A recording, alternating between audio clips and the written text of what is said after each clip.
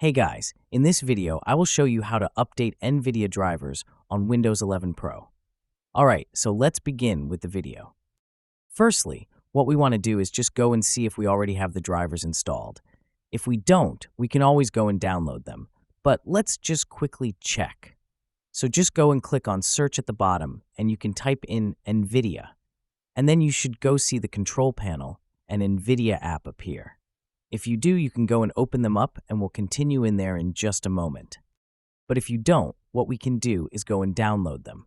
So open up a browser, I'll just use Google Chrome, and then go search for Nvidia app just like this. It should appear. And then what you want to do is go to the website and then press download now. It will go and download, then just go and install it like any other application. And once you've installed it, then all you need to do is go and open it up. So I'll go mine now, Nvidia app, just here.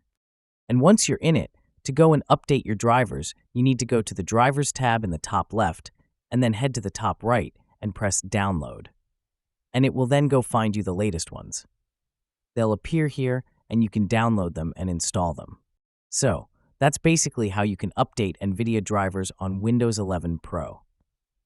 So that's all for this video. Consider subscribing if you find it helpful, and I'll catch you in the next one. Thanks.